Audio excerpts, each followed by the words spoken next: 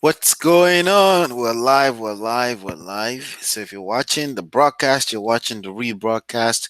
Either way, this is evergreen information I want to share with you. Today we're talking about 3 ways to lock up massive real estate wholesale profits. This is chapter 5 of a 7-part series. So you basically want to make sure you watch everything from chapter 1, and you want to watch 2, you want to watch 3, you want to watch 4, and then before you try to watch 5, because everything I'm going to be saying in this session will make a lot more sense to you when you do watch it. If you're watching me live, you want to go ahead and listen to me, that's okay. But let's get started. First thing first, okay? First thing first, I am not an attorney, and I cannot and don't give legal advice, not with regards to real estate or anything else, okay? As a matter of fact, what I am is a professional marketer, a coach, a consultant, an investor, and in no way, shape, or form am I giving you any kind of legal advice.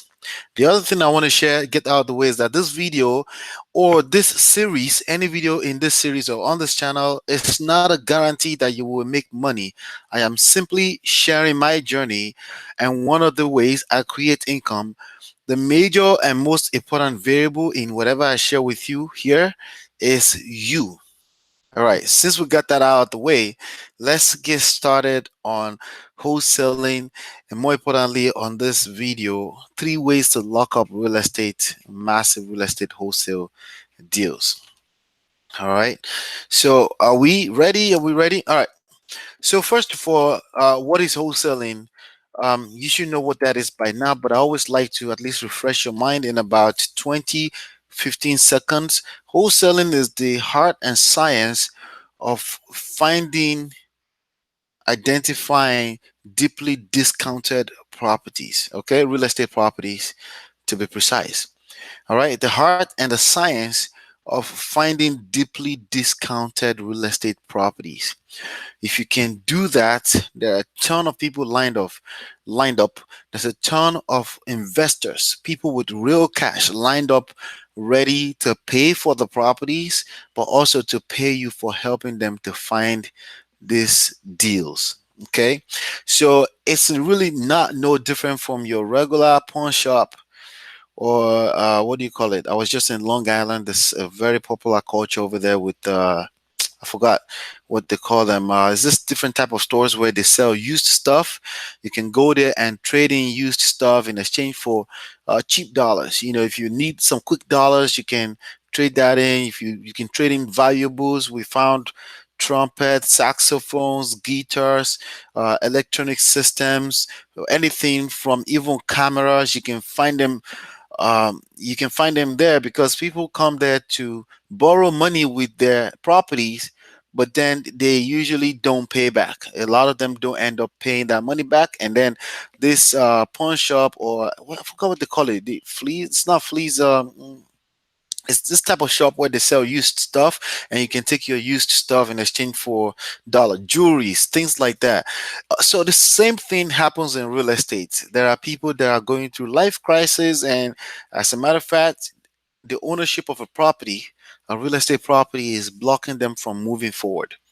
So when the idea of a real estate property pawn shop is what we're talking about here. And you may say, but I don't have money. But like I said, it's not about having the money, it's about being resourceful. It's not about having the resources, it's about being resourceful. The very idea of you finding yourself on this video is you taking an extra step in being resourceful than the next person.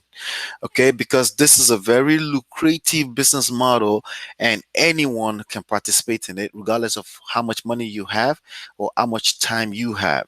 And it doesn't matter the kind of money you can make here, because it's very scalable. One of the questions that we ask people about new business models is how scalable it is, right? If you watch Shark Tank, one of the major questions is scalability. You want to be able to scale. You want the business to be able to run with or without you, right? And you want to be able to say, hey, I made $20 yesterday. Let me add a little bit of input, and now we're making $40, because that's what you call scalability. But if you need a lot more than 24 hours to increase income, which is basically your day job, right?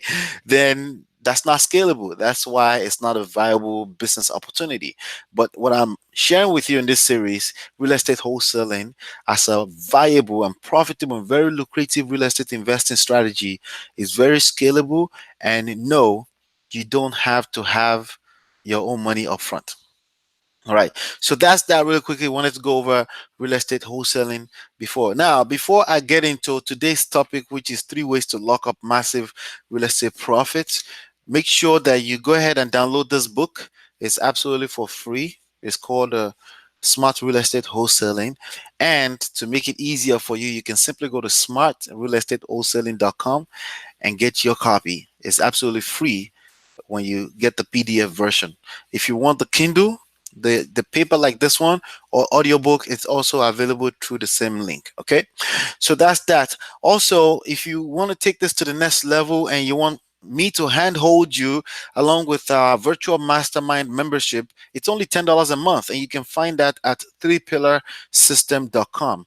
On chapter 6, as a matter of fact, we're going to dive in a little bit deeper into what the 3 pillars are and explaining what that means to you. But the system, the 3 pillar system, which is how I build this business, okay, this is my core pillars of building this business. Okay, we've created a system out of it, and you can follow it step by step and set your own shop up, okay, and start making a lot of money. Start finding these deals. Again, the idea is to find deals.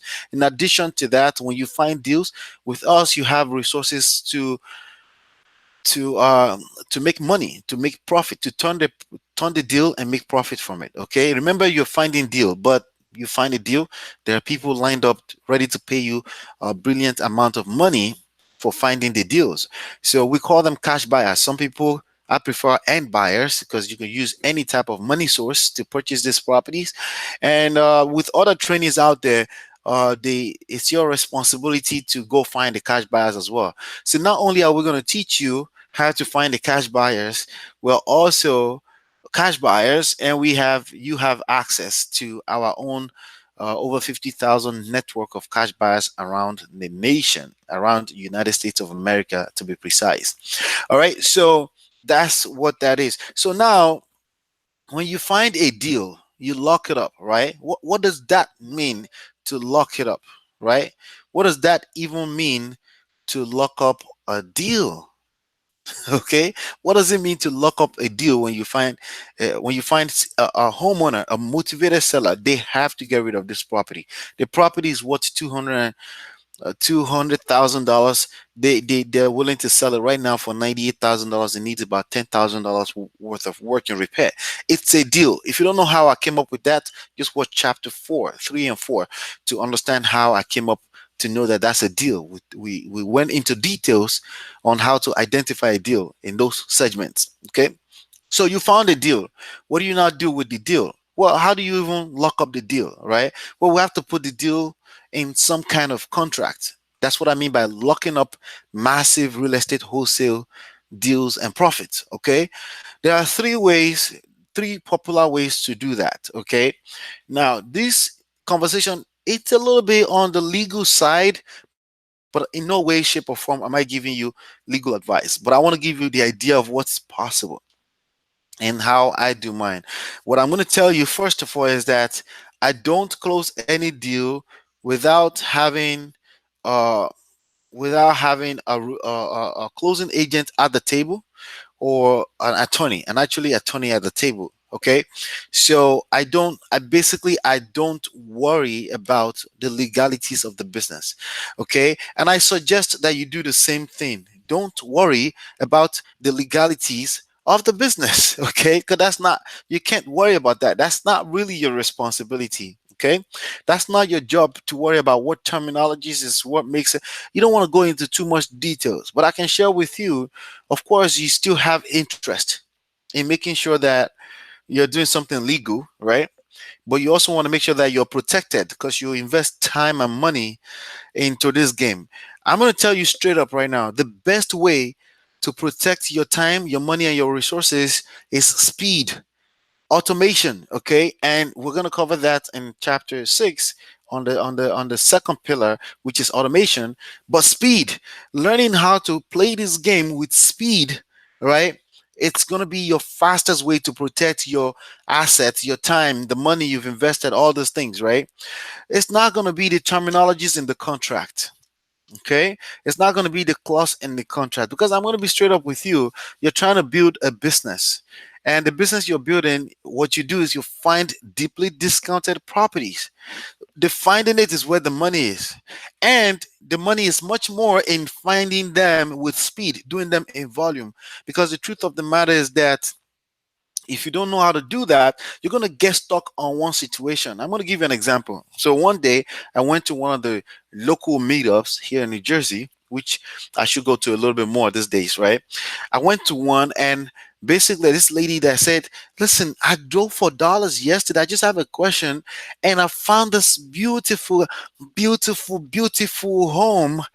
And you know, I've been asking around. I asked the neighbor, I said, do they know who the owner of the property is? Because I know I can put an offer on it, and it just looks so beautiful. There's no way this home is not worth $1 million. And I just wanna, and you know, and I just felt for her. I have the empathy for where she's a new beginner in the game, and she got all wrapped up in the emotional aspects of real estate. Now, let me share something with you that I think I've shared already, but let me repeat it, okay? Just in case I've shared it. This is not about houses, it's not about real estate, it's not about properties. We're just lucky to have real estate, houses, and homes as a high ticket product backing our business model, okay? It's about securing deals. It's about finding deals in volumes and securing deals. It's about the numbers. It's a art and a science. The artistic part of this game, not art, but artistic, ARTI, the artistic part of this game is in the marketing skill set you require in order to make a killer in this game, and that's speed. Okay, you have to apply speed. You have to go wide, and when there's response to your marketing, you go in deeper to those responses. It doesn't matter if we're talking about, talk a little advanced now, if we're talking about the seller or the buyer or the agents or the realtors or the attorneys, right? Whoever it is that you're interacting with or you're partnering with in real estate wholesaling and investing, as far as you're concerned, they're just a prospect, but not just. They're a prospect, okay? Treat everyone equally, blast out with speed, wide, and when people respond to what you have to offer, because you always have some kind of value to offer, that's first pillar. If people respond to you, dig deeper to the responses. That's how you play this game. That's how you go with speed. Okay. So it's very, very important. No, so now for this young lady, she wasn't exactly young, probably around mid 50s. Basically, what she's missing there is that she got stuck on just one house. All right. She got one stuck on a house, period. You can't get stuck in a house or a home. That's being emotional. That's what people that go buy a home to live in do. That's not what you're doing with real estate wholesaling and investing. What you're doing is you're creating income. What you're doing is you're creating productivity. And if you're going to do that, you got to stick with the numbers as much as you can. We're emotional beings. Sometimes we can't help it. We see something, we fall in love with it. Once you understand that what you need to fall in love in with here is ugly houses, then you can get overly emotional with ugly houses too. So you gotta really put your emotions in check. You're human, so it's only normal that you do that, but put it in check. Don't engage your emotional. Learn how to look at this game from an empirical, discrete standpoint and focus strictly on that. Okay, focus strictly on that. Case in point, I don't know if you can hear this beep that's going on right now. What happened is that there's actually two deals in Bergen County, and basically we just blasted all our cash buyers in that area. Say, hey, respond if you're interested. We didn't even give them details. We just said this is potentially $350,000 profit on these deals. Reply with your email address if you're interested. And now the beeps you're hearing in the background, if you could hear it, I'm not sure if you can hear it, are basically people replying with their email address. Not only are we building a list of cash buyers who are responsive in the game, but we are going to dig deeper and actually send them a little bit more details. That's called digging deeper. So being able to go at speed in this game like that, go wide as you can, and then focus on those that are responding to you, are going to be the best way for you to protect yourself in this game. It's not going to be the contract. Okay. So now that's not the three ways of locking in the deals that I was going to share with you, but actually it's probably the number one major way for you to lock up your deals is to understand that this is a game of business, and this is not about houses, it's not about homes, it's not about real estate. It's about your marketing ability, being able to scale up a business and being able to scale it up in a profitable manner, because you can scale up to a point where you can overkill too, right? That's called slippage, and you don't want to go too fast, you don't want to go too slow. You need just the right momentum. And what is just the right momentum?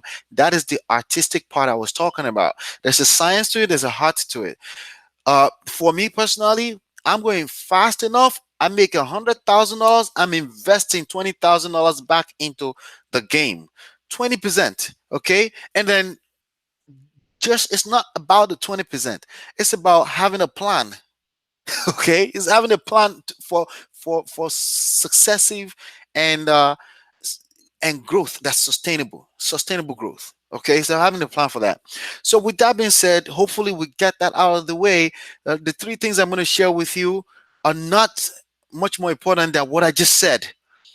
Protecting your people. You may find that your deal got stolen someday. Somebody stole your deal. Does that happen?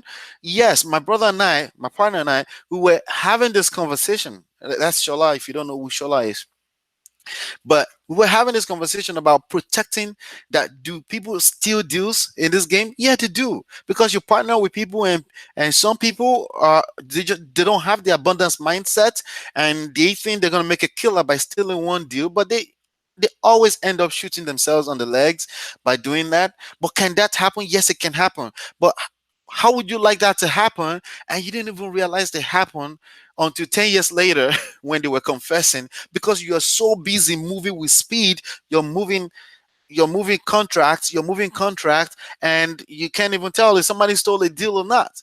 So now put yourself, now imagine if you were busy watching for everybody that's trying to steal your deal. You think somebody's out there to get you, and you're wasting your time, your resources trying to police a situation that you can't really police, right?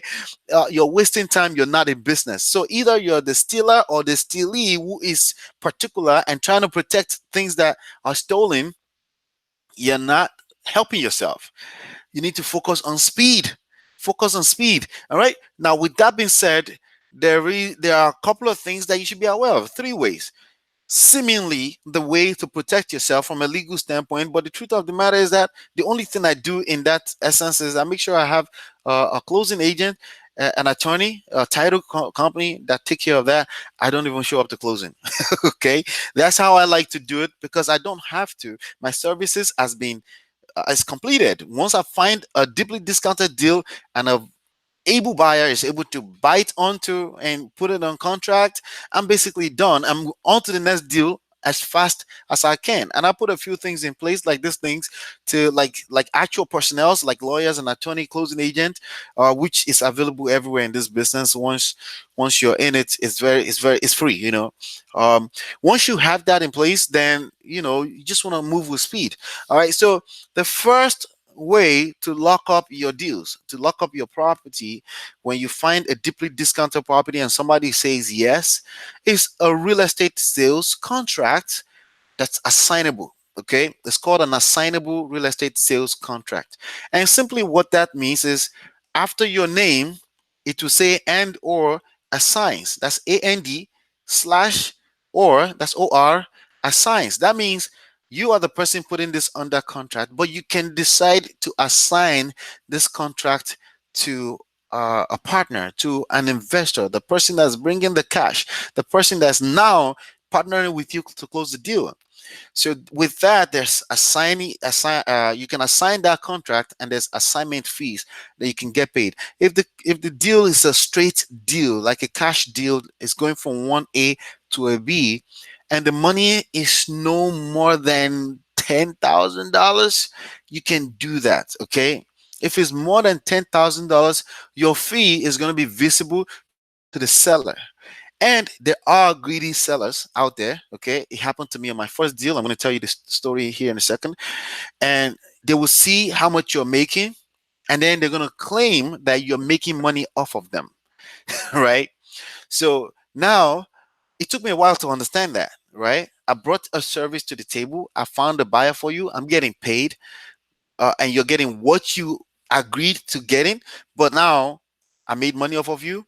I couldn't really understand that until I started to learn psychology of human beings. We're greedy. We get needy. We get very, very annoying in our own different ways. All of us, every one of us, human beings. Okay, we're entitled, unnecessarily entitled to things that don't even belong. We have a hard time at being objective with issues. So it took me a while to understand that, but now today I understand it. But I want to share that with you before you get started in this game. If you don't do things like this, understand the concept I'm sharing with you like this, you will run into it. When you run into it, maybe that's the way you're going to learn too, from experience. It happens to the best of us. Okay. So here's what happened. I found the deal. Okay. And it was a straight contract. There was no need for short sales or any kind of craziness. Basically, I think it was around $120,000. I put it under contract. It was worth about $200,000. It needed no work. Okay. But the guy said he would sell it to me for 120. I put it under an assignable contract. At the time, we referred to it as an option contract. It's basically, he gave me the option to purchase the property for, I think it was 30 days at $120,000.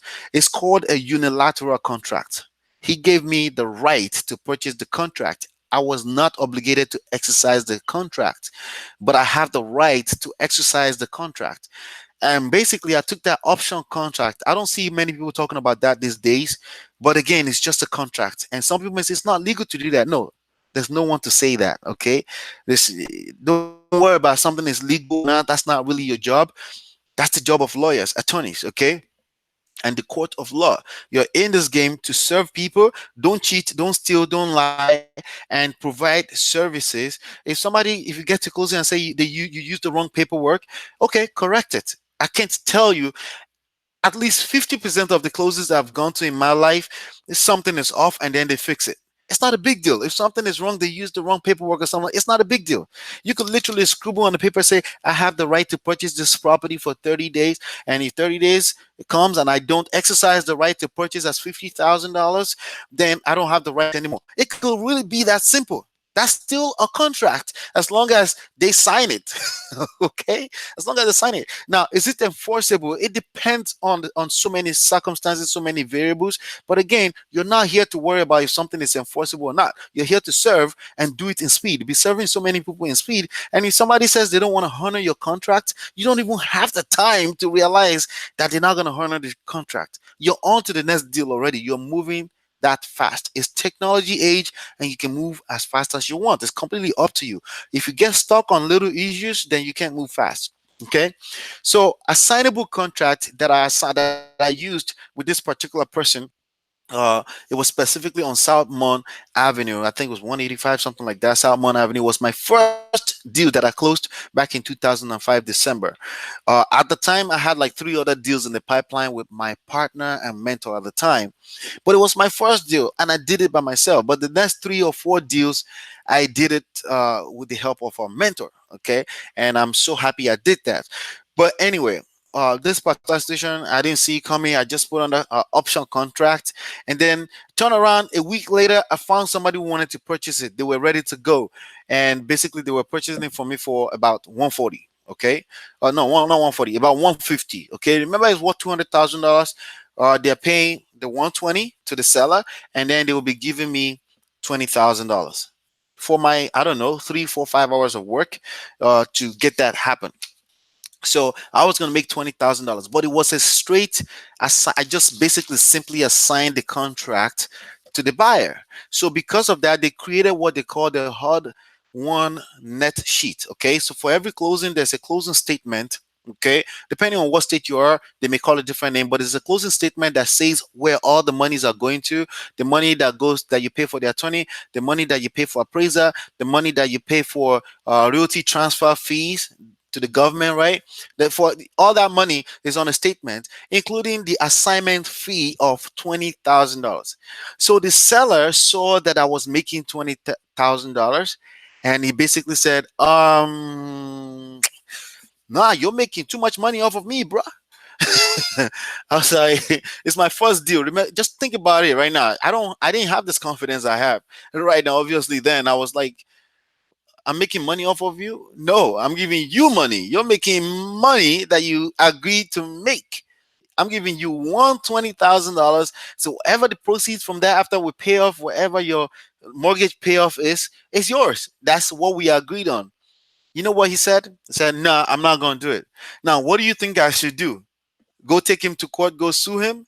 No, that's not why I'm in the game. I'm not in this game to be suing people and to be engaged in unnecessary litigations. I'm in this game as a marketer, as a professional marketer, and I create deals, I find deals for investors. That's what I'm here for. Okay. But again, think about it. I worked maybe 5 hours of that deal. I had been waiting for a whole year to close my first deal at the time. So guess what I did? I just said, okay, you know what? I'll give you $10,000 more. And he said, you have a deal. And then we closed my first deal. It was $10,000 back in December 2005.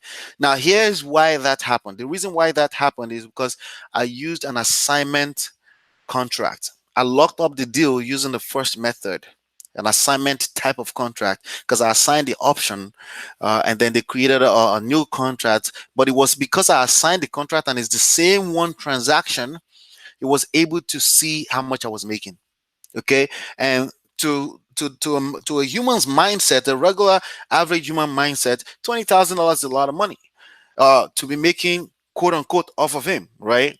But now I'm giving him $10,000, and little did he know that he lost the most. Okay, because I'm gonna do that about 20 more times that year.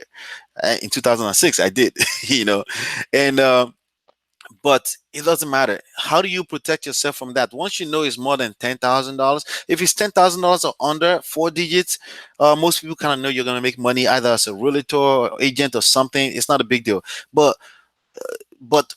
like literally 5 digits multiple times, $20,000, that was too much. So I advise people if it's more than $10,000, okay, you have to use the second method to lock up your profits. Okay, so now that takes me to the second method. Okay, the second method is referred to as the double closing. Okay, and that name literally comes from there are going to be two different transactions.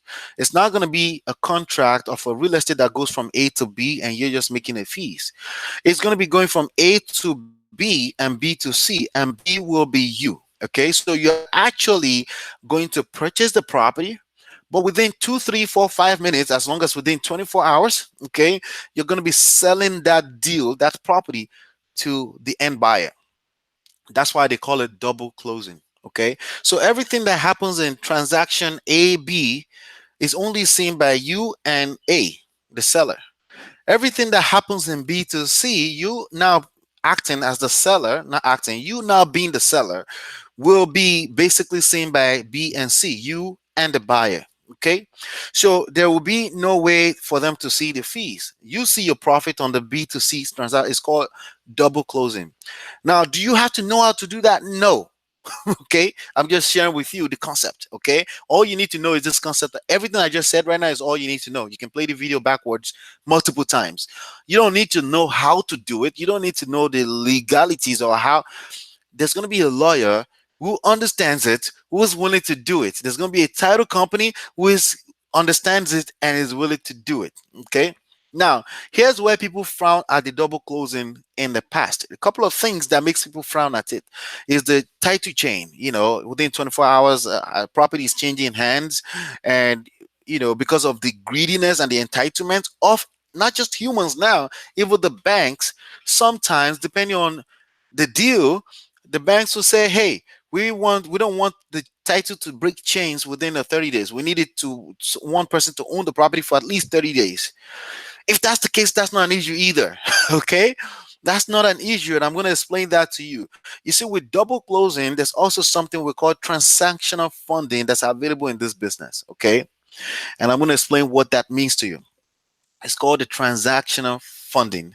Okay, it's not guaranteed funding. I think guaranteed funding means all types of different things. It can be a transactional funding, but more importantly, it's a transactional fund. Okay, now here's the thing. When I used to, when my first 3 years in the business, 2006, ending of 2005, I closed my first deal. 6, 7, 8, right?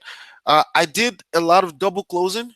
Okay, but basically, the money from the cash buyer, that same money is used to do all the deals. Okay, and because of that, because that same money from the end buyer was used for the two deals together, because the same money flows all the way through anyway, that when people started to use that to rob the banks and to really do very shady things, then they came up with a restriction that you cannot use the same funds for two different transactions within 24 hours. And I'm sure you can understand that. Because again, with legalities come loopholes. The idea of legalities is because there are loopholes everybody's trying to cover, and there's always new loopholes to exploit by people that are looking for ways to cheat, steal, and lie. And they may end up in your circle unknowingly. Okay. So because of that, the bank came up with no, you got to have your own money to close the deal first on A to B. Okay. And then you pay that, you pay the homeowner, they keep it moving, they're gone. Next few minutes, you're selling it to the end buyer. You can still have the end buyer ready with you, right? Next few minutes, you've paid for that property, but now you're selling this property, and this person will pay you with their own money, right? And basically, you've made money. So now that poses the question: you must have the funds first for this deal, and then people say, "But this was supposed to be. I don't have to have my own money." You still don't have to have your own money. There are guys who have tons of money that are willing to give you $100,000 for a few minutes. Okay, close the deal. Okay, for every $100,000 they give you, uh, they're gonna make that money back when you sell this house to this person, right? You make that money back $100,000, but you also made some profit. Now, from your profit, you pay them $1,000. So that's called 1 point, because $1,000 of $100,000, that's 1%. It's called 1 point. So you pay 1 point. I don't care if it's 2 points. Just make sure the numbers work out. You're still in profit. They just made money for giving you that $100,000 to use instantly. Why did they do that? Because there's a end buyer ready to go right now. So they don't check your credit, they don't check anything. They just check the deal. Is there deals on the table that we need to close? Two different deals. Okay, I got transactional fund for you. Close the deal. You give me my $100,000 back. In addition to that, you give me a certain number of points. Usually it's like 1 point. Okay, that means $1,000 for every $100,000. So if it's $200,000 you used, they just made $2,000 for using the money that's going to be sitting back in the bank anyway for 1 day. That's called transactional funding. So the fix to that problem that we had back in the days when the bank started to frown at double closing was to have transactional funding. The solution to every problem. That's the mindset you want to bring into this game, right? Put on your hat of problem solver, a problem solving hat, and understand that once you understand the concept, you're just in the game of solving problems. Starting with a homeowner that has a property that they have to get rid of. You help them solve that problem that by bringing an end buyer that wants to give that property some care and make some profit from that. You're a problem solver. Oh, we can't use that kind of funds anymore. Why?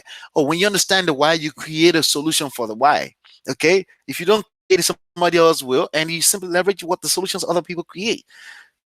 Very, very simply put. So that's double closing. But these days with double closing, you must have transactional funding. I have tons of them. Okay. So if you join us in the mastermind, we have all of that. The third way to lock up deals, property deals, is using LLCs and trust. Okay. So opposed to you putting a property under contract with your personal name, you can put it under contract with LLCs.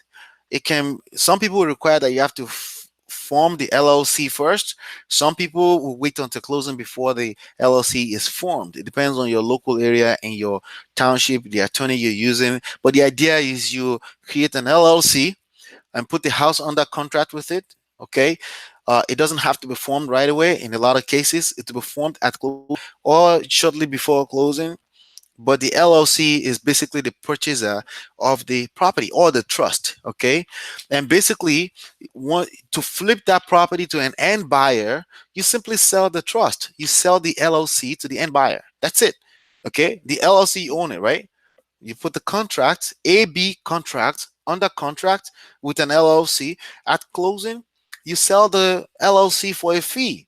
$20,000, $10,000. That fee never has to be seen by anybody else outside of the person selling the LLC and the person buying the LLC. So the seller doesn't have this, the original seller of the property never have to see how much you made. So the first way to lock it up is viable, but I only advise to use it if it's $10,000 that you're making or under. Okay. That's not going to create any kind of craziness or greed emotions in your seller. If it's more than $10,000, if you're making $20,000, $100,000, yes, my highest was $82,000 that I made from a wholesale deal. You don't want a seller to see that. Okay, that particular deal was a situation where the seller just let go of the property. The property was out of state ownership. They don't want to deal with that anymore. Their house is boarded up. They didn't want to deal with it anymore. It's actually on Peabody Place in Newark. All right. Now, if they saw that I was making $82,000, they would just change their mind and be like, yeah, it's greed. It's normal. It's normal human emotions, right? But they didn't get to see that because we use double closing. Okay, so if it was under $10,000, they could see it as my fee was helping them get rid of the property. But if it's above $10,000, you need to use either double closing or use LLCs or trust to lock up the contracts. Okay, and then you sell the LLC, or you do a double closing. The one transaction is to you, and the transaction goes to the other person. So it's double closing, but with double closing, that means you're paying every fee multiple times. So there's a realty transfer fee for each one of those transactions. You pay multiple times, but that's the price you pay for actually closing the deals. What matters in all of this is that the deals close. Okay, everything that happens before that, it's just basically your sacrifice for potentially closing the deal. Sometimes you try to go to closing and you can't go to closing from a deal you've been working on so hard, right?